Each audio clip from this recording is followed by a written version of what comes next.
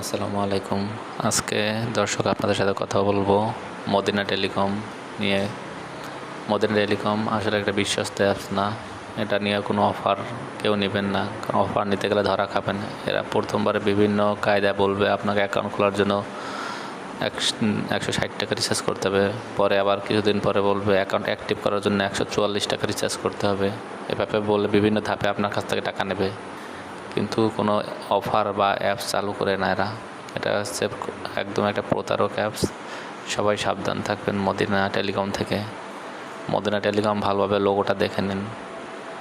এর হোয়াটসঅ্যাপেও আমি অনেকভাবে রিকোয়েস্ট করেছি যে আমার টাকাটা ফেরত দেওয়ার জন্য, তাও দেয় নাই, এবং আমার অফার দেওয়ার জন্য অফারটাও দেয় নাই। তাই সবার কাছে অনুরোধ, এই যে মদিনা টেলিকম এই অ্যাপসটা থেকে প্রতারণার হওয়ার থেকে সবাই সাবধানে থাকেন। সবাই ভালোভাবে দেখে নেবেন। আসসালামু আলাইকুম।